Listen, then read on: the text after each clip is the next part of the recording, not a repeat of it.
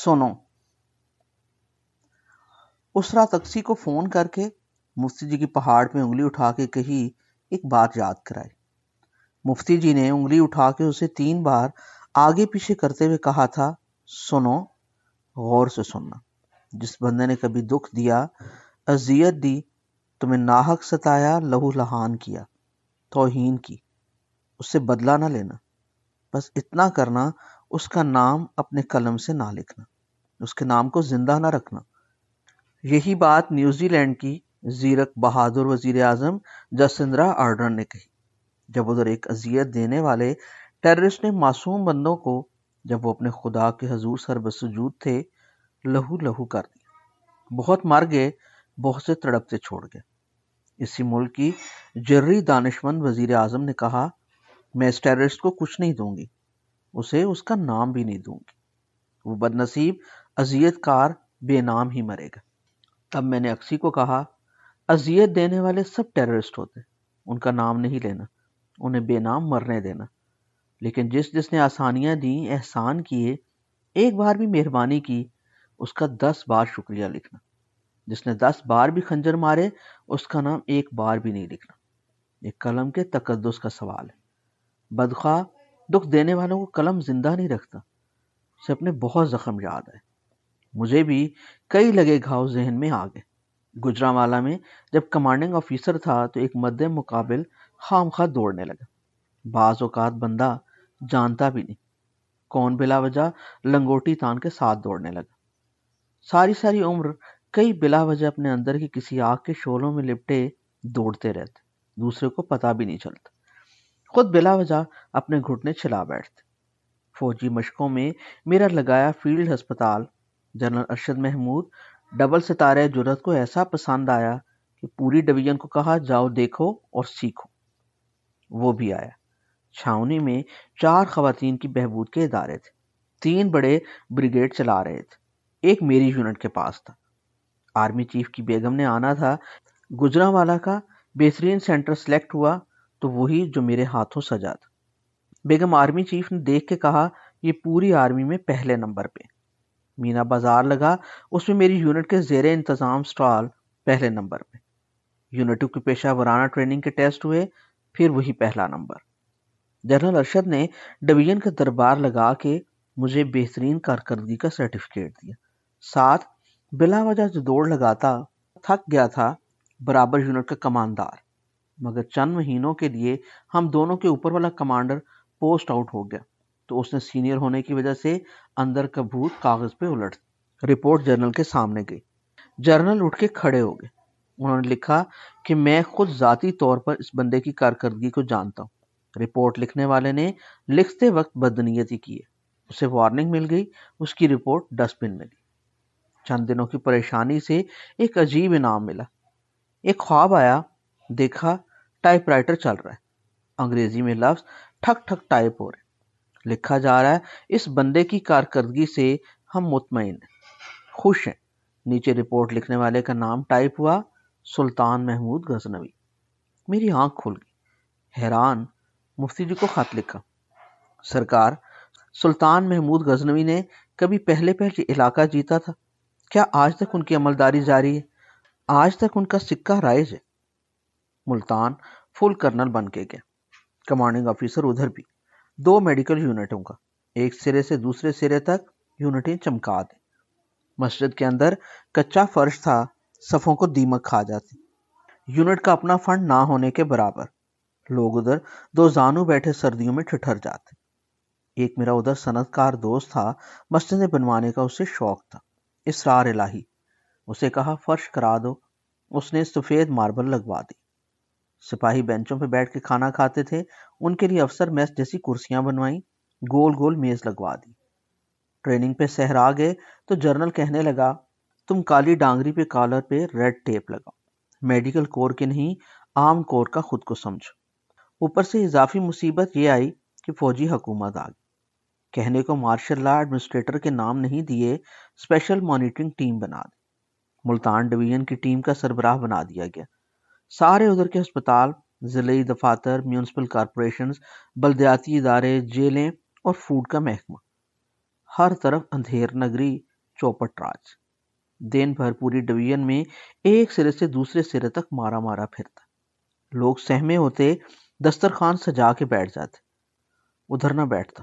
ساتھ گھر سے 2 روٹیوں میں آملیٹ لے کر نکلتا. راہ میں درختوں کی چھاؤں میں بیٹھ کے سانس لیتا. جو دکھی مسکین ہوتے جن پہ ظلم ہوا ہوتا وہ آ کے کنڈی ہلا دیتے. دفتر کا دروازہ کھلا رہتا. ایک دن ادھر جیل کے ایک ڈاکٹر کی درخواست آ گئی. لکھا کہ شہر کے ڈپٹی کمشنر نے بدنیتی میں جھوٹا الزام لگا کے نوکری سے نکال دیا. بلا لیا. پتہ چلا رات کا وقت تھا. ڈپٹی کمشنر جیل کے دورے پہ گیا. ڈاکٹر راہ کی ایک سبز باڑ کو پھلان کے ڈپٹی کمشنر کے لیے راستہ دیتے ایک قدم اس سے آگے گیا. ڈپٹی کمشنر کے ماتھے پہ بل پڑا. تمہاری یہ جرت؟ رکو. وہ رکا رہا. آدھی رات کو اسسٹنٹ کمشنر ادھر بھیج دیا. وہ جیل کے ڈاکٹر کو لے کر نشتر ہسپتال کے ڈیوٹی میڈیکل آفیسر کے پاس لے گیا. بولا ڈپٹی کمشنر کی رائے ہے یہ ڈاکٹر نشے میں، چیک کرو، رپورٹ تحریری دو. وہ بھی اللہ کا بندہ تھا. ڈپٹی کمشنر کے ڈراوے سے نہ ڈرا. سچی رپورٹ لکھ کے دے دی. کوئی نشہ نہیں. پھر پتہ نہیں جی کہاں سے ڈپٹی کمشنر نے ایک ٹیسٹ کی رپورٹ منگوائی جس میں لکھا تھا مارفین استعمال کی ہوئی ہے اس نے. جیل کے ڈاکٹر سید بخاری کو معطل کر دی. وہ روئے پیٹے کوئی نہ سنے. مجھے بھی کہنے لگا سر ڈپٹی کمشنر آپ کے بھی سینئر افسران کا چہیتا ہے. فرسٹ کزن اس کا آپ کے ہیڈ کوارٹر میں. اسے کسی نے غلط ثابت کرنے کی جرت نہیں کرنی. ہر کوئی اپنی جان بچائے گا. میری تو نوکری بھی گئی، عزت بھی برباد. وہ سسکنے لگا. نشے کا جھوٹا الزام، میری بہنوں کی سگائیاں ٹوٹ گئی. ہمارا خاندان تباہ ہو گیا. سید لوگ ہم پہ لوگ ہنستے. وہ روئے. حوصلہ دیا کہ سچ کو کھودنا آتا ہے، لکھنا بھی. فکر نہ کرو. اسے اپنے سے زیادہ میری فکر ہوگی. وہ آنکھوں میں آنسو بھر کے ایسے دیکھے جیسے دیکھ رہا ہو یہ بندہ گیا. اس کی آنکھوں کو آنکھوں سے تھپکی دی. بندہ تو ہر ایک گزر جاتا. سچ کی راہ میں جو گزرے بچا تو وہی رہتا بندہ. نہ ڈرو. ہسپتال کے ڈیوٹی میڈیکل آفیسر کو بلایا. ساتھ مجسٹریٹ درجہ اول. بیان ہوا ڈاکٹر بخاری کا معائنہ کیا تھا آپ نے؟ جی کیا تھا. کیا رپورٹ تھی؟ کوئی نشہ الکوہل کا استعمال نہیں ملا. یہ رپورٹ اس کا کوئی خون یا پیشاب لیا کسی ٹیسٹ کے لیے؟ جی نہیں، ضرورت ہی نہیں تھی. وہ بیان دے کر دستخط کر کے چلا گیا. نیچے مجسٹریٹ کے دستخط. میرے دفتر میں عدالت لگی ہوئی تھی. کیمیکل ایگزامینر کو بلایا. آ گیا. کتنا علاقہ تمہارا؟ پورا ملتان ڈویژن، بہاولپور ڈویژن اور ڈیرہ غازی خان ڈویژن. تمہارے پاس لیبارٹری میں ڈاکٹر سید بخاری کا خون پیشاب کا نمونہ آیا ٹیسٹ کے لیے؟ جی نہیں، کبھی نہیں. کیا تمہارے علاقے کے کسی بندے کے خون یا پیشاب کا نمونہ کسی ٹیسٹ کے لیے کسی اور لیبارٹری میں بھیجا جا سکتا ہے؟ جی نہیں، اس کے لیے ہائی کورٹ کا حکم نامہ درکار. جو بھی سیمپل تم لیبارٹری میں لیتے اس کے لیے کیا شرائط؟ جی وہ ڈیوٹی میڈیکل آفیسر نے خود لیا، سیل کیا ہو، اوپر دستخط کیوں، ساتھ پولیس کی ایف آئی آر رپورٹ لکھی ہوئی ہو، پھر لیتے. ادھر ڈپٹی کمشنر نے لاہور کی کیمیکل ایگزامینیشن لیبارٹری سے رپورٹ منگوائی تھی. رپورٹ لیے گئے ٹیسٹ کے نمونوں کے 3 دن بعد بنی تھی. رپورٹ پہ سیمپل لے جانے والے اور رپورٹ لانے والے کا پورا نام پتہ درج تھا. وہ تھا ڈپٹی کمشنر کا پی اے. بدنیتی میں عقل کے دروازے کہاں کھلے رہتے. سارا بنا بنایا فراڈ سامنے تھا. مزے کی بات ایک اور. پوچھا تمہاری یا لاہور کی کیمیکل ایگزامینیشن لیبارٹری 3 دن بعد خون یا پیشاب سے مارفین تلاش کر لیتی؟ وہ ہنسنے لگا. بولا سر آپ خود ڈاکٹر ہیں، 12 گھنٹے بعد یہ سب پیشاب سے نکل جاتے.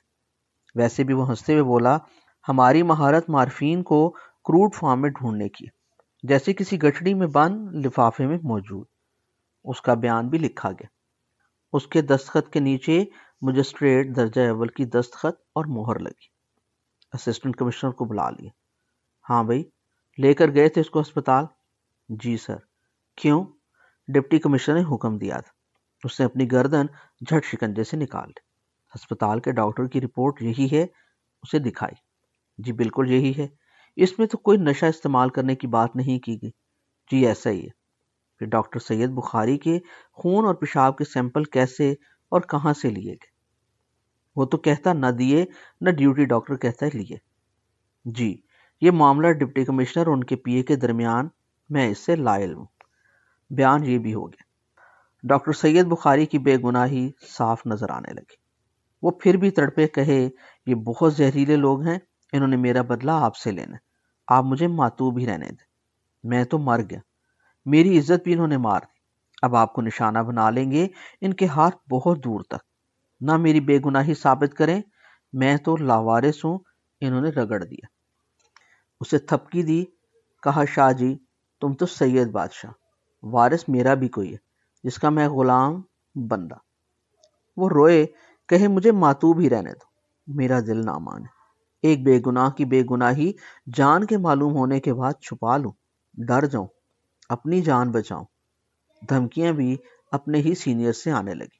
ڈپٹی کمشنر کو کچھ نہیں کہنا، جو مرضی بات ہو، کچھ بھی ہو اس کے خلاف نہیں لکھنا، بھول جاؤ سچ کو، کچھ نہیں بتانا، اللہ کون ہے یہی تو وقت ہوتا ہے بتانے کا، کیا نقصان ہو جائے گا، جان، مال، اولاد، عزت، آبرو، سچ کے لیے ہی تو قربانی ہوتی ہے، قربانی کے لیے سچ نہیں ہوتا، یہ دمبے بکرے تو کھانے کے لیے ہوتے، ہر عہد کے فرعون سے ٹکرانا ہوتا ہے، کربلا کی داستان اور ہے کیا، غلط آدمی کو درست نہیں کہنا، جھوٹی گواہی نہیں دینی، گردن کٹوا لینی، سچ کو کٹنے نہیں دینا، تبھی تو سچ زندہ ہوتا ہے کربلا کے بعد۔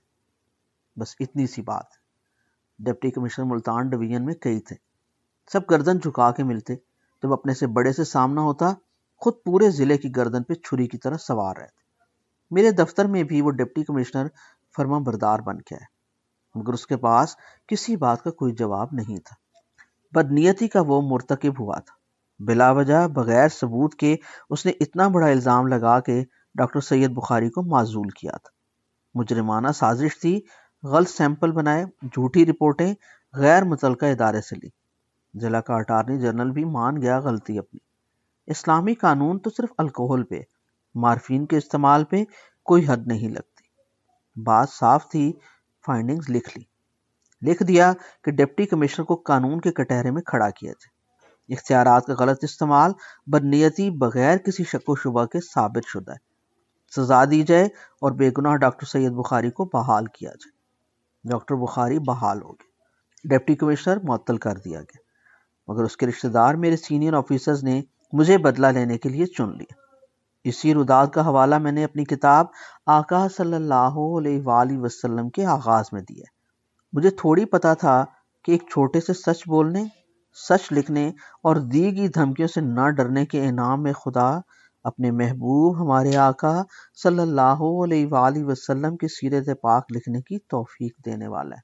وہ 10 مہینوں کی صحیح سختی آقا صلی اللہ علیہ وآلہ وسلم کا پیش لفظ بننے والی ہے۔ اگلی ایک معمولی پروموشن کے لالچ کو بھلا کے ایک سچ لکھنے کا خدا بندے کو اتنا عظیم انعام دیتا ہے، غلام کو اپنے آقا صلی اللہ علیہ وآلہ وسلم کا مصنف بنا دیتا۔ آقا صلی اللہ علیہ وآلہ وسلم ایسی سیرت پاک جس پہ جامعۃ الازہر قاہرہ میں ایم فل ہوا، عربی میں ترجمہ ہوا، اسے 1400 سال کی بہترین لکھی سیرت پاک صلی اللہ علیہ وآلہ وسلم کہا گیا۔ کہا بھی اس نے جو عالم اسلام کی سب سے بڑی مصر کی یونیورسٹی کا چیئرمین ہے۔ اتنی سی بات پہ اتنا بڑا انعام، بات نہ اب سمجھ میں آتی نہ اس وقت پتا تھا، اس وقت تو ایک سزا ہی لگی۔ میری زندگی کی بہترین پوسٹنگ آئی ہوئی تھی، commanding officer P N S Hafeez Islamabad کے نیول ہسپتال کو جا کے سنبھالنے کا حکم نامہ مل گیا تھا۔ نیول ہیڈ کوارٹر سے میڈیکل سروسز کے director general surgeon rear admiral Mahmood Ahmed نے ٹیلی فون پہ بتایا تھا کہ ایم ایس برانچ سے معلوم کر لیا ہے، سائلنٹ پروموشن بورڈ میں تم بریگیڈیئر کلیئر ہو، 10 مہینوں بعد تمہیں کمانڈنٹ پی این ایس شفا پاکستان نیوی کے سب سے بڑے ہسپتال کا سربراہ بنا کے بھیجنا ہے۔ پھر نہ کہنا اسلام آباد تھوڑی دیر رہے، کم عقلی کہیں یا پھاڑ بازی۔ ساری سنی بات جا کے معطل ڈپٹی کمشنر کے کزن کو بتا دی، اسی سے ادھر جانے کا اجازت نامہ لینا تھا۔ اس نے سامنے چائے منگوا کے رکھ دینی، چہرے پہ دکھاوے کی مسکراہٹ، آنکھوں کے پیچھے چھری، مکڑی کے جال بننے لگا۔ آج چلے جانا، کل، ایک دن اور ٹھہر جاؤ، پرانا جنرل پوسٹ آؤٹ ہو گیا، نئے سے مل کے جانا 10 مہینے گزر گئے، ادھر میری جگہ دوسرا کرنا لا گیا، دفتر اور گھر اسے دے دیا، سامان کریٹوں میں بند اسلام آباد نیول ہسپتال میں پڑا رہا، فیملی سسرال کراچی میں، بچوں کے بستے بھی سامان۔ کہنے کو یہ چھوٹی سی بات لگتی ہے، ذرا سوچیں، انتظار اور دکھ کی ایک رات، 10 مہینے ہر رات ایسی کانٹوں پہ گزری رات، گھر دفتر فیملی سب دور، ہاتھ خالی، جیسے جو پہلے پڑھا لکھا کمایا سب دریا برد۔ قرآن و حدیث اور سیرت کتابوں کی ایک دکان کھلی تھی ادھر، آقا صلی اللہ علیہ وآلہ وسلم کا نام نامی جیب سے نکالے رومال سے صاف کرتے کرتے اندر کا میل صاف ہونے لگا، دل تڑپتا، بوٹی بوٹی کٹتی، زندگی بھر کے خواب بکھرتے نظر آتے۔ خواب آیا پلیٹ فارم پہ ہوں، ہاتھ میں ٹکٹ ہے، سامنے لش لش کرتی چمکارے مارتی آرام دہ گاڑی آتی ہے، چڑھنے لگتا ہوں، ٹکٹ چیکر میرا ٹکٹ پکڑ کے اس پہ کالی لکیر پھیر دیتا، میں شور مچاتا ہوں، منتیں کرتا ہوں، گاڑی وسل دینے لگی، میرا اس میں سارا سامان پڑا زندگی بھر کا، اندر اس کی مخملی بادشاہی مسندوں جیسی نشستیں نظر آ رہی، گاڑی چلنے والی، وہ ٹکٹ رد کیے مجھے روکے کھڑا، چیختا رہا، تڑپتا رہا، اس نے ایک نہ سنی، نہ پتا چلے وہ چہرے سے روکنے والا خوش ہو رہا ہے یا دکھی، بس سپاٹ چہرہ، نہیں چڑھ سکا، گاڑی میرے سامنے نکل گئی، پھر بھی ادھر مارا مارا پھروں، تھوڑی دیر گزری، پلیٹ فارم کپ کپایا، زور کا ہارن بجا، پیچھے سے ایک اور گاڑی آگے انجن پہلے والی گاڑی سے 2 گنا بڑا، اونچا، زوردار سیٹی مارے تو پورا اسٹیشن لرزے، وہی ٹکٹ چیک کر آ گیا، بولا چڑھ جاؤ، ادھر ہی جا رہی ہے یہ گاڑی، ساتھ بولا اس سے پہلے پہنچے گی ادھر، گاڑی کے اندر نگاہ کی تو سیٹیں خستہ، کہاں پہلے والی گاڑی کی مخملی نشستیں، ادھر لکڑی کے پھٹے لگے ہوئے سیٹوں پر، کہا اچھا ٹکٹ تو دے دو اب، اس نے پیار سے تھپکی دی جیسے ساری ٹرین ہی میری، بولا چڑھو، چڑھ گیا، خواب میں انتظار میں تڑپتے پھرتے جو وقت لگا، حقیقت میں جب وہ کھلا تو 10 مہینے پہ وہ وقفہ محیط تھا، ان 10 مہینوں میں ایک ایک کر کے سیرت کی کتابیں ادھر حسین آگائی بازار سے اسی دکان سے لے لے کر پڑھتا رہا، اوپر نیچے سب میرے جاننے والے تھے، مگر پتہ نہیں کوئی بات ہی نہ بنی، بات بھی کوئی نہ تھی، آخر تھک ہار کے سر جھکا دی، سوچا اگلے دن اپنے مرشد کے پاس جاؤں گا، سلطان باہو دربار، اسی صبح لیٹا ہوا، رحمت للعالمین کھلی ہوئی سینے پہ پڑی تھی، فجر وقت نیند میں آواز ہے، تیری عرضی دربار رسول صلی اللہ علیہ وآلہ وسلم میں پہنچا دی گئی،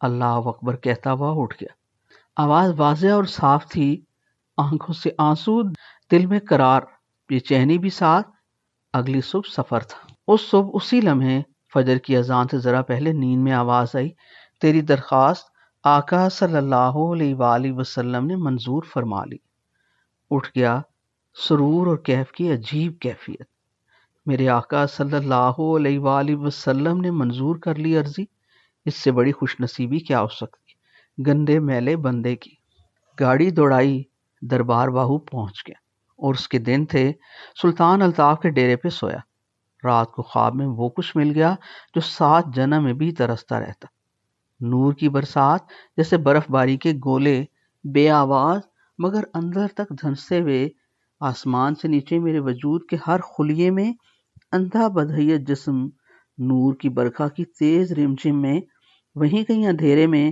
2 ہاتھ سینے کی پسلیوں کے اندر گئے، کالا سیاہ لوتھڑا سا نکال کے باہر اٹھایا، ٹھا کر کے برف باری کا ایک گولا اس میں گیا، روح کی ہر انتہا کپ کپا گئی، عرض کی بہت چھوٹا قلمکار ہوں، جب تک منظر دیکھ نہ لوں لکھا نہیں جاتا، اف، معتبر ترین آوازوں میں سے وہ آواز تھی، آواز آئی، ہم دکھائیں گے تمہیں سارے منظر، لکھوائیں گے تم سے آقا صلی اللہ علیہ وآلہ وسلم، غلام کی آنکھ کھل گئی، آنکھوں میں آنسوؤں کی برسات، جسم کی بوٹی بوٹی پھڑکے، وہیں چارپائی پہ گچھی مچھی ہو کے سجدے میں سو گیا، سلطان باہو کی دہلیز کو جا چوما، کہا صحیح کہتے آپ کی طرف آنے والے کی حاجت آپ تک پہنچنے سے پہلے اللہ پوری کر دیتا، واپس گیا تو دل مطمئن، کسی نے کہا نیا کور کمانڈر آ گیا، میں سب سے بے نیاز ہو چکا تھا، وہ پھر پوچھنے لگا